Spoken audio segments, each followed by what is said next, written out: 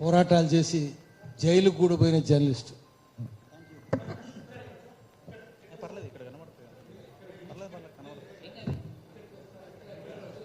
వస్తుంది సార్, కనబడుతుంది, ఏం కాదు, ఫ్రేమ్ వస్తుంది వస్తుంది వస్తుంది సార్ వస్తుంది. అందరికీ నమస్కారం. తెలంగాణ ప్రత్యేక రాష్ట్ర ఉద్యమంలో పెట్టిన కేసులు, కేసీఆర్ 10 ఏళ్ల పాలనలో ఉద్యమకారులపై పెట్టిన తప్పుడు కేసులన్నీ ఉపసంహరించాలి.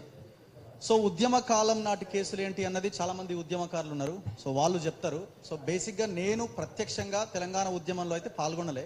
నా ఉద్యోగం నేను చేసుకున్నా ఆనాడు మీడియాలో ఉన్నప్పుడు. ఎందుకంటే ఉన్న మాట నేను చెప్పాలి, మళ్ళీ నేను కూడా పాల్గొన్నా, నేను కూడా దెబ్బలు తిన్నా అంటే సో అది అందరికీ తెలుసు కాబట్టి సో మనం ఉన్నది ఉన్నట్టుగా చెప్పాలి. సో ఉద్యమ కాలం నాటి కేసులు, వాటి గురించి పాశం యాదగిరి గారు, పృథ్వీరాజ్ గారు, విఠల్ గారు, సో ఇట్లాంటి ఉద్యమకారులంతా ఈ సమాచారం చెప్పే ప్రయత్నం చేస్తారు, ఆ కేసుల గురించి మాట్లాడతారు, వాళ్ళ క్లారిటీ ఉంటుంది. సో నేను ఈ గత 10 సంవత్సరాలు, ముఖ్యంగా లాస్ట్ 5 yearsగా కేసీఆర్ పెట్టిన అక్రమ కేసుల గురించి, ఆ కేసుల ద్వారా ఏ రకంగా కేసులు పెట్టిన వ్యక్తులు సఫర్ అవుతారన్న విషయం గురించి కొన్ని ఎగ్జాంపుల్స్ చెప్పాలి అనుకుంటున్నా. సో ప్రధానంగా నా మీద పర్టికులర్గా ఒక 5-6 కేసులు ఉన్నాయి.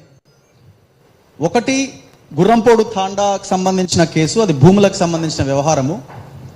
ఇందులో నేను A19గా ఉన్నా స్టిల్ ఇంకా కేసు కొనసాగుతున్నది. మేము కేసులో అరెస్ట్ అయిన తర్వాత దాదాపు ఒక 250-300 కిలోమీటర్లు మేళ్ళచెరువు మండలం మఠంపల్లి అన్న విలేజ్కి వెళ్ళి ఒక 10 గంటలు జర్నీ చేసి ప్రతి 2వ ఆదివారం, ప్రతి 4వ ఆదివారం సంతకం పెట్టి రావాల్సిన సిచ్యువేషన్. అట్లా నేను ఒక 8 వారాలు పోయినా, 8 weeks. సో ఎవరో ఒకరిని తీసుకెళ్లడం, వెహికల్లో వెళ్ళడం రావడం. సో దానికి దాదాపు ఒక 4-5 వేల ఖర్చు అయ్యేది. అంటే చెప్తున్నా నేను ఎట్లా ఎంత సఫర్ అవుతారు అన్నది. కామన్గా ఎలాంటి సహాయం లేనటువంటి వాళ్ళు ఏ రకంగా వెళ్ళొస్తారు, ఇట్లాంటి దాన్ని ఎట్లా తట్టుకోగలుగుతారు? ఒక కేసు పెడితే ఆ ఇంపాక్ట్ ఆ కుటుంబం మీద ఏ రకంగా ఉంటుందన్న దాని గురించి నేను ఎక్స్ప్లెయిన్ చేస్తా ఉన్నా. సో అట్లా నేను 8 నుంచి 10 సార్లు జస్ట్ ఒక సంతకం పెట్టి ఒక నిమిషం సమయానికి 500 కిలోమీటర్లు జర్నీ చేయాల్సి వచ్చేది. సో ఆ కేసు ఇంకా కంటిన్యూ అవుతూనే ఉన్నది. కోర్టులో ఛార్జ్ షీట్ వేసేంత వరకు ప్రెజెన్స్ అవసరం లేదని జడ్జి చెప్పారు. సో ఎవరు వెళ్ళట్లేదు. సో పర్టికులర్ ఆ కేసులోనే బీజేపీ ఈ కేసు వ్యవహారం అంతా నడిపింది సైదిరెడ్డి, సోకాల్డ్. ఇప్పుడు ఆయన వచ్చి మళ్ళా ఎవరినైతే కొట్టిండో అదే పార్టీలోకి వచ్చి జాయిన్ అయ్యాడు. చాలా ఆశ్చర్యం వేస్తుంది. ఇంకా ఛార్జ్ షీట్ అట్లే ఉంది, ఆ ఎఫ్ఐఆర్ అట్లే ఉంది, ఆ ఎఫ్ఐఆర్లో పేర్లు అట్లే ఉన్నాయి. నేను A19, Bandi Sanjay A20, Raghunandan Rao A21. 50 రోజులు జైల్లో ఉన్నారు పాపం ఆ పార్టీ కార్యకర్తలు. 50 days హుజూర్ నగర్ సబ్ జైల్లో 50 రోజులు ఉన్నారు. సరే, అది వాళ్ళ విషయము. పార్టీలన్నీ అట్లే పాడైనాయి. బీజేపీ ఏంది, కాంగ్రెస్ అట్లే ఉంది, వాళ్ళనే తీసుకుంటున్నారు. రేపు పొద్దున మల్లారెడ్డి కాంగ్రెస్లోకి వచ్చిన ఆశ్చర్యం లేదు. 2 రోజుల తర్వాత చూడండి మీరు ఏం జరుగుద్దో. అయిపోయిందా?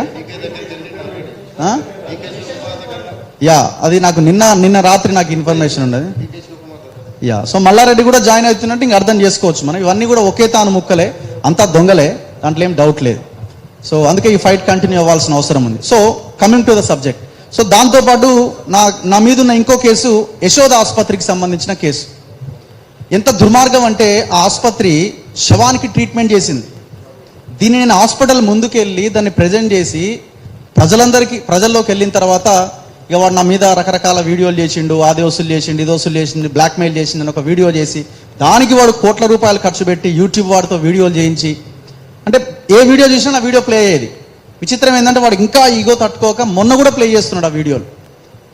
సో ఆ కేసు ఇంకా నడుస్తూ ఉంది. ఇక్కడ విచిత్రం ఏంటంటే ఆ పర్టికులర్ కేసులో కింది కోర్టు ఏమని తీర్పిచ్చింది, మీరు ఈ విషయంలో ఎటువంటి కామెంట్స్ చేయడానికి వీల్లేదు హాస్పిటల్ యాజమాన్యం మీద అని చెప్పింది. అంటే నేను మాట్లాడొద్దు అనమాట. కింది కోర్టు తీర్పును పట్టుకొని వాడు యూట్యూబ్కి వెళ్ళి ఆ వీడియోలు డిలీట్ చేయించుకున్నాడు. అది అయిపోయింది. సో మేము హైకోర్టుకి అప్పీల్కి వెళ్ళినాం. హైకోర్టుకి అప్పీల్కి వెళ్తే ఇంతవరకు తీర్పు రిజర్వ్లో ఉంది. నేను మాట్లాడాలా వద్దా అన్న విషయం ఇంకా తెలుస్తలేదు. చూడండి ఎంత దుర్మార్గంగా, ఎవరిని తప్పుపట్టాలి ఇప్పుడు? జ్యుడిషియరీని తప్పుపట్టాలా?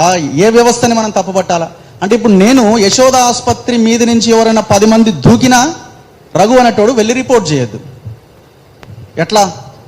దీనికి సొల్యూషన్ ఏంది? అంటే కేసులు ఫేస్ చేసే క్రమం ఎంత దారుణంగా ఉంటుందో చూడండి. సో ఇంకా ఆ విషయంలో ఇంకా కొట్లాడుతూనే ఉన్నాం, ఇంకా నడుస్తూనే ఉన్నది. ఆ జడ్జిమెంట్ ఇంకా రాలే. సో అయినా నేను కోర్టు ధిక్కరణ అనుకుంటారో నోటీసులు కూడా వస్తూనే ఉన్నాయి. Don't care. సో కోర్టు ధిక్కరణ కింద లోపల పెట్టిన ఆ హాస్పిటల్ మీద మాట్లాడుతూనే ఉంటా. దాంట్లో ఎలాంటి డౌట్ పడాల్సిన అక్కర్లేదు. మూడో కేసు నా మీద గతంలో ఎప్పుడో మోజో టీవీలో ఉన్నప్పుడు ఒక SC ST కేసు ఉండే. స్టిల్ ఇంకా తిరుగుతూనే ఉన్నాం, ఇంకా నడుస్తూనే ఉన్నది. సిటీ సివిల్ కోర్ట్ సికింద్రాబాద్లో ఖర్చు అవుతూనే ఉంటుంది. ఎందుకంటే ఊరికే మనకి ట్రాన్స్పోర్టేషన్ ఖర్చు, రకరకాల ఖర్చులు ఉంటాయి, మనం అన్నీ చెప్పలేము. అవి నడుస్తూనే ఉంటాయి. కామన్ పీపుల్ ఎట్లా ఈ కేసులను భరించగలుగుతారు? సో అందుకే ఈ రౌండ్ టేబుల్ సమావేశం పెట్టింది. నేను చెప్తున్నది ఎందుకు అంటే గవర్నమెంట్లో ఉన్న పెద్దలకి ఒక ఆలోచన వస్తుందని. సో ఇంత సఫర్ అవుతారా వాళ్ళకి తెలియదని కాదు, ఎగ్జాంపుల్తో పాటు నేను చెప్తా ఉన్నా. ఇంకో కేసు ఉంది, శ్రీనివాస్ గౌడ్ లోపల దాక్కున్నాయని ఎలకలెక్క బయటకు వచ్చిందని ఒక స్టోరీ రాస్తే ఎవరో ఆయన అభిమాని నేను హర్ట్ అయినా చెప్పి ఆయన కేసు పెట్టిండు. మేము మహబూబ్ నగర్కి వెళ్ళాల్సి వచ్చింది మొన్ననే 2 రోజుల కింద. అంతకుముందు నెల మళ్ళీ పోవాల్సి వచ్చింది. మళ్ళీ ఇప్పుడు ఏప్రిల్లో మేలో మళ్ళీ పోవాలి. దాదాపు ఇక్కడి నుంచి మహబూబ్ నగర్ ఎంత దూరం, మళ్ళీ రావడం, షూరిటీలు, కథ, వ్యవహారము. సో ఇట్లాంటివన్నీ కామన్ పీపుల్ లేకపోతే నిరుద్యోగులు కొట్లాడుతున్న వాళ్ళు ఏ రకంగా ఫేస్ చేయగలుగుతారు? ఒక కేసు అంటే ఉత్తంగానే పెట్టగానే అయిపోదు కదా, కోర్టుకు హాజరు కావాలా. ఒకవేళ హాజరు కాకపోతే కంటెంప్ట్ అంటారు. సో దానికి అడ్వకేట్ని పెట్టుకోవాలా. అడ్వకేట్ కూడా ఊరికే పనిచేయడు కదా, ఆయనకి కుటుంబం, ఆయనది వ్యవస్థ, ఆయనది ఒక ఉద్యోగమే, ఆయనది ఒక వృత్తి. మరి ఎట్లా? సో ఇట్లా దాదాపుగా నా మీద ఒక 4 నుంచి 5 కేసులు ఉన్నాయి. ఒక్కొక్క కేసులోనే 2 FIRలు ఉన్నాయి. ఇవి ఈజీగా మనం ఫేస్ చేయడానికి డబ్బులు ఒకవైపు, సమయం కూడా వృధా అవుతూ ఉంటుంది.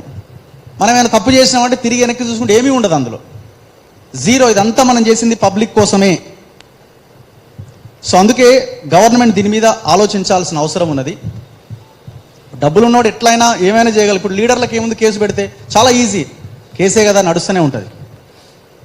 సో నాలంటోడు కూడా కొంత దాన్ని చేసుకోవడానికి అవకాశం ఉండొచ్చు. నేను ఒక ఉద్యోగం చేస్తున్నా, ఎర్నింగ్స్ ఉంటాయి, లేదు ఇంకొక 10 మంది నాకు తెలుసు, ఆ 10 మంది నేను అడగగలుగుతా, ఇవన్నీ ఉంటాయి. కానీ కామన్ ఒక నిరుద్యోగో లేకపోతే ఒక రైతో ఈ కేసుల ద్వారా ఏ రకంగా అడుగు ముందుకేయగలుగుతారు? సో దీని మీద గవర్నమెంట్ ప్రధానంగా ఆలోచించాల్సిన అవసరం ఉన్నది.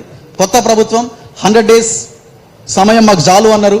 100 days సమయం అయిపోయింది. సో ఇకనైనా ఈ ఉద్యమకారుల మీద, కేసీఆర్ 10 ఏళ్ల పాలనలో పెట్టిన కేసుల మీద దృష్టి సారించాల్సిన అవసరం ఇప్పటికైనా ఉన్నది.